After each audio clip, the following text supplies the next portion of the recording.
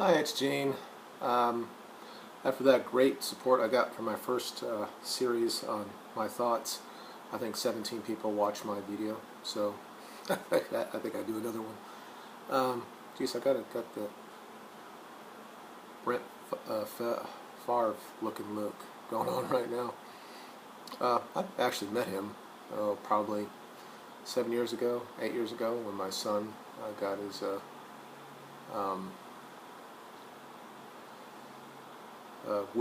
Make-A-Wish thing, and we went up to Green Bay. He's a nice guy.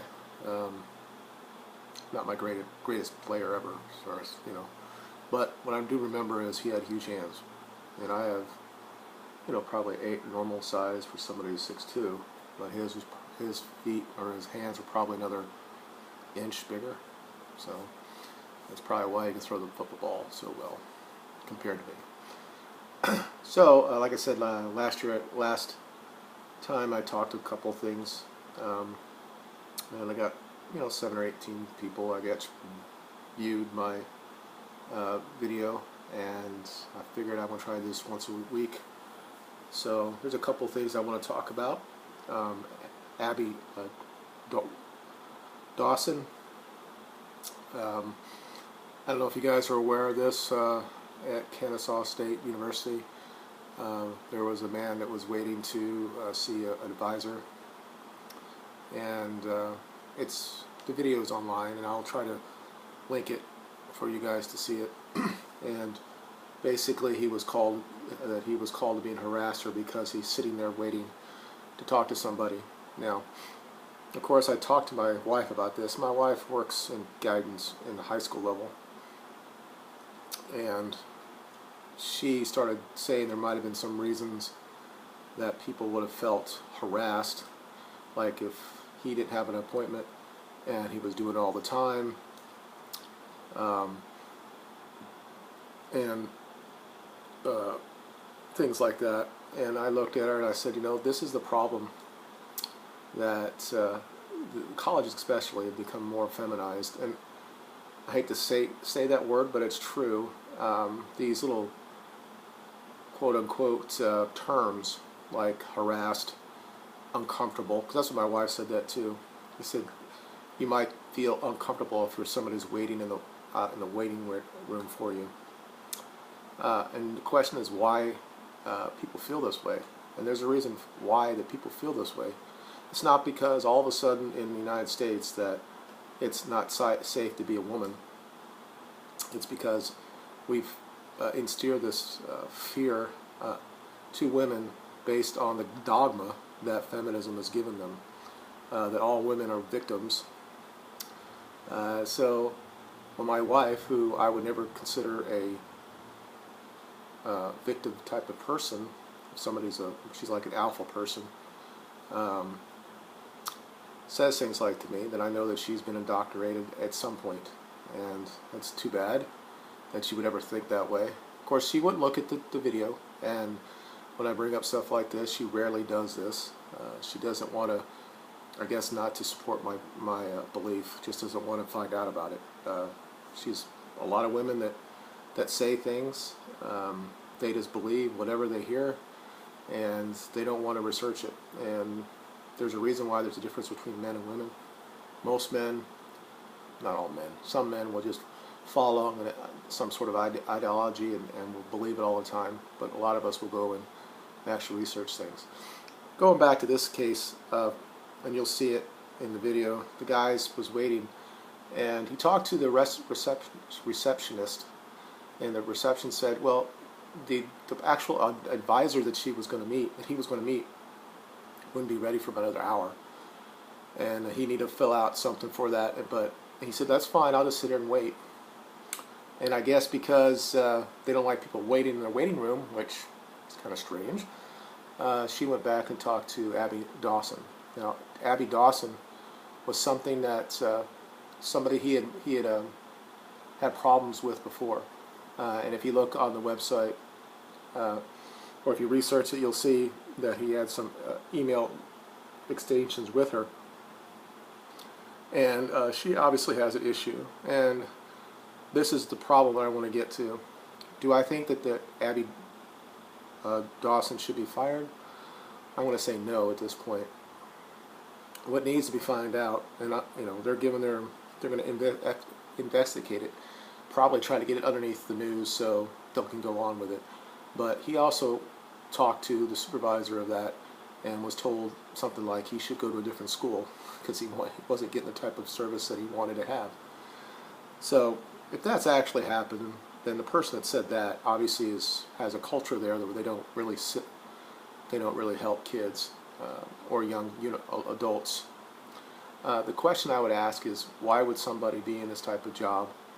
To me, it's a customer service area. I was in the military for 24 years. About 20 or half of that was in personnel, which is basically the equivalent of working at HR. And I had to deal with people all the time.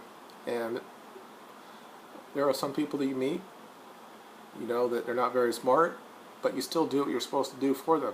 I would come in early. I would stay as late as I could. And I think what's happening is, especially in the advisors, I've dealt with this with my own daughter, that they get there when they open. If it opens at 8, they get there at 7:59, walk through while people are waiting to talk to them, and then they might come out 10 or 15 minutes later, even though a person has an appointment at 8, and then they want to get you out of there as soon as possible, and when it's 4 o'clock at night, they go. They are in the wrong business. Yes, they don't get paid well, and maybe they think they only should work from this day to this day, but when you're in that type of position, in that type of job, and you impact as many people as they do, they have to be someone there to, even if the person doesn't know what he's talking about, you still have to try to help that as much as you can. That person as much as you can. Yes, they're young adults. They should know what they're supposed to do. He should have known what he was supposed to do. But those people are getting paid by the tuition that those kids are paying for, and most of them are kids or the parents are paying for. So I guess I would question why you would hire somebody like that. And I hate to say this, but probably 90% of the people that are in these type of positions are women. And everybody tells us how great women are, how social they are, that they care for and they do things. The point is, not all of them do it. A lot of them just want to get there, get their check, not deal with anything. And if they have to ask them, if they have to say if they have to say them the same things over and over again, they get upset and they become emotional about it. You can't really say that though, because if you say a woman's emotional, then we're shaming them at some point. But it's clear that this woman came out there before anything and tried to tell him that he was harassing. And good, fair play to this guy to actually have a video. Now, if I was her, I probably would have said, I don't want to be filmed. And they could have stopped it, but she saw him doing it and she still did it. So she in her mind, she thought what she was doing is okay. To sit there and tell somebody that since you're waiting in a waiting area, that's harassment. And this is what happens on campuses all the time. And nobody wants to talk about it because men are looked at as, the question is, would it ever happen if a woman came out there and there was a woman waiting? Now, a woman might just get up and leave and say, okay, well, I'll come back later when you want to talk to me. But this person was supposedly a exerciser person, so I don't know her background when it comes to feminist practices, but I would not doubt that she didn't have some sort of women's studies or something going on in her upbringing. They're there to assist, and when you ask a question, that they get offensive and call you harassment. But because even though this person has got probably several complaints against her, she's young enough, she should be given some sort of re-education, and if she doesn't like the outcome of that she has to change her ways, then she could find another job. She doesn't have to have a job where she sits in an air-conditioned room, has her own internet, has her own phone, doesn't have to deal with anything on the outside, and all she has to do is advise people. Well, then they need to get rid of her. and find people that they can find that's going to actually help people. You know, it's not just in advisors at schools. They see it everywhere. Those who are social workers that works for state have issues with them. Lots of times they don't even though they know the answer to something, they put it on you to find it, but they're being paid to do it. Anyway, so is there a lot of issues that could be related to feminism or the actual idea of entitlement generations of these kids? And I talk about this, I'm talking about the woman that was doing to the young man there, that they don't want to be questioned on anything. They're like, hey, this is what I'm going to give you, and that's it. Part of us, some men out there were like, you know, well, if you gave everybody what they need to have, and they keep asking the same question over again, you might get upset by that. But just sitting there waiting to talk to your own advisor, and she has that type of attitude, she needs to be re-educated. If that's too much, then she needs to find a job. But none of us should be going on her Twitter or on Facebook or doxing this person, to calling her whatever she is. I'm not going to call her anything that I wouldn't want to be called if it was a bad day and somebody saw me just going off on somebody. A lot of people want to say that because he was black, that's why he was being treated that way. But you know what? Fair play to him. He said no, it had nothing to do with that. He said that he had seen it before for everybody. And like I said, several people had tweeted in that had problems with this young woman. So hopefully she gets her act together. She can learn.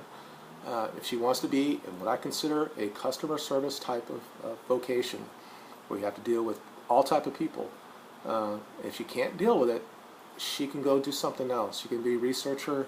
She can be in her own room writing stuff down where she's not dealing with people. So Abby, obviously you won't see this, but if you do, get your act together, okay? You're trying to impact young lives. You have a job to do it. You should be thankful you have that job. You should do it the right way. Thank you.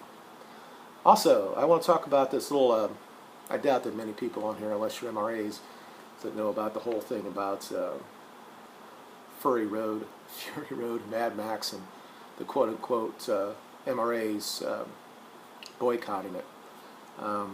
There was one website, Return of the Kings, with Aaron Clary, talking that we shouldn't go see it because the movie's been too feminized, that the actual hero is a female. So a lot of media outlets said that MRAs don't want you to go watch Mad Max. So the actual MRAs, the guys that actually started the websites, like the Voice for Men, been going over the weekend just tweeting about it, saying it's not true, that we didn't say this, and they want people to retract. I'm on both sides of this because there is this problem in Hollywood now, that we have to have some sort of badass woman that can beat everybody up.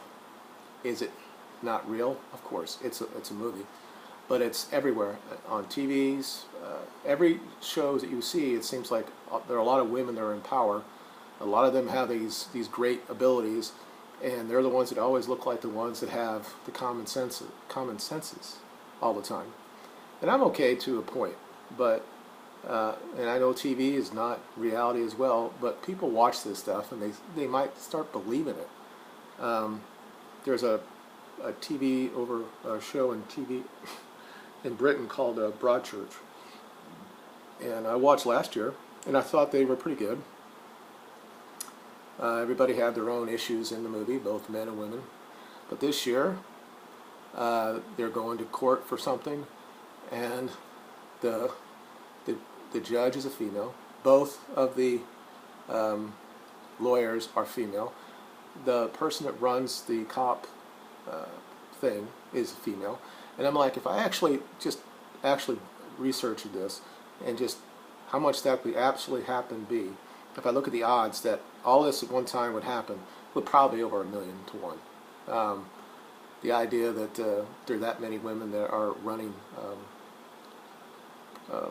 any of that. Are there some? Sure. Is it possible it could have happened? Maybe half of that could have happened, but one female attorney, one might be the judge. But the whole thing is, and it's like we've gone way over. And not only that, it's okay if you want to make more women on the thing, it's great. But they still make men making the stupid decisions that the only one that has any common sense is the one female, and all this is not true. So we are in these positions. Almost all of these are male dominated, and are jobs that women don't even want. So, you know, if they want to be cops, or they want to be firemen, or they want to do all this stuff, then they have to be able to pass the standards.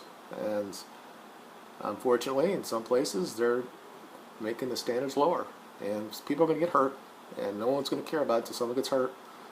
But how it is in Hollywood, I knew before the movie came out that there was somebody that's a feminist that was on the team for the movie, and they wanted to show how, you know, that anybody could survive, I guess, and maybe she is a badass in this movie, but they make it sound like this has never happened before. She was in, was it Ian Bucks, when she was beating everybody's ass up?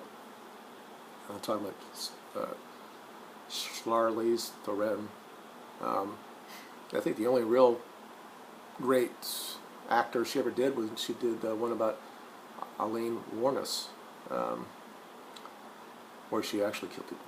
So the idea that you know, it's come, but still, if you listen to the media, it's like, you know, there still is this war on women in Hollywood and everything else, or the pay cap. The women in Hollywood don't get as much money, and I'm like, the only person that actually should get anything might be the girl from Hunger Games.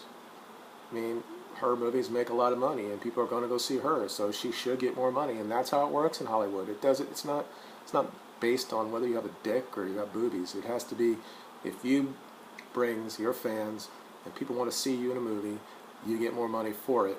There is no some sort of patriarchal thing there that says you're not going to get paid less or more because you're a woman or not. But how they actually display or portray women, that so many of them, that it's always, there's these women that can do all this stuff. And I don't know. I mean, I went back, watched the movies in the 80s and the 70s, and maybe these things need to change. Too many women that are just too submissive. So, but they've gone so far off to the side, and I have no problem. You know, if you don't want to watch a movie that you're watching and you just want to have fun with, but you see that every time a woman's on the screen, that she's killing people that are 10 times bigger than her. So it's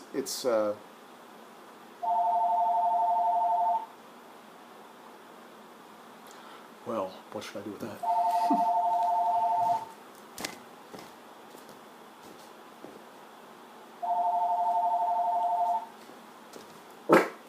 Hope you heard that. That was a telemarketer. Anyway, so I mean, that's just some of my ideas when it comes to.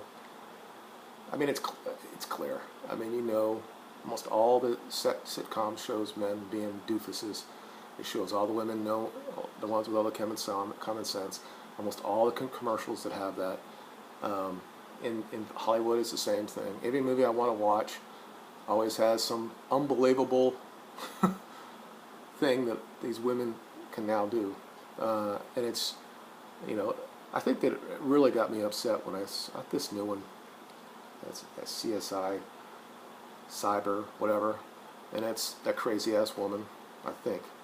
Yeah, isn't it the woman from Parenthood that got up in front of the Academy Awards and just put out such bullshit about the Bay in Hollywood? Well, I think she's in charge of this one. She's like in charge of some sort of cyber crime thing. And I'm like, really? There's probably 1% of people that are women that are in these fields, and then this person's in charge of them. I mean, you're talking about another 1 out of 1,000. But whatever. And of course, all the people below them are stupid, but she's the woman and she knows everything. So, it's part of this. I hate to be conspiratorial, but it's like, if you watch it enough, because it'll make me sound like, well, if you watch TV and there's violence on it, that people are going to go out and commit violence. This is less. This is more of a, it's like this idea that women are always right, and men are always making mistakes, and men can't be trusted to do anything, and men are too aggressive, and the idea that toxic masculinity needs to be stopped. It's more of a type of thing. So when people, especially the conspiracy theorists, talk about Hollywood is trying to destroy the family unit and all this stuff, and when you look back, you're like, oh Jesus, are you listening to what they're saying? I mean, there's only one, maybe elementary. Joan is really good in that. Watson. And then Sherlock is, he's clearly the smartest person, but she's, she has her own, she is in there as well. And there are more more men in areas where they normally would be. And they did actually show a woman doing something not favorable, the chief's daughter. Of course, nothing happened to her. But, so out of the ones I actually watch, that's probably the one that's more real life. Of course, trying to find someone like Sherlock would be nice. But that's just my thoughts for today. Most of this has just been rambling. Just wanted to get it out there. As I said, Abby, you need to get your act together. You should. Just from me. I'm older than you. I have daughters probably almost as old as you. I think you should apologize to them. Say that, at least apologize. Or you can, we'll see. I mean, you're on leave for a couple weeks. I think that was more a PR thing that they did at the school. But if nothing happens, it's not like it's not going to go away, because in the way that it is now on social media, certainly the people over AVM is not going to let it go away. So they're not going to let you go back to work if you don't say anything, or you haven't gone to some sort of sensitivity training. I mean, if our kids that come in, boys and girls, have to go to this, basically tell men that all men are basically rapists before they even go to their first class. You need to go and do something and understand how to actually talk to people. Hopefully you'll learn from it. And if you don't, oh well. I don't think anybody's going to be actually oppressing you. I'm sure you'll find a job. Maybe you'll be on MSNBC talking about you were thrown out of school as an advisor because you, whatever. I'm not going to get into that. But anyway, thank you for watching. And if you have any comments for me, or any things you want me to talk about, just let me know. No one ever comments, so I don't know who's actually watching this, but if you do and you have anything you want me to talk about, just let me know. Also, if you want to, you can hit that like. You guys have a good day. Bye.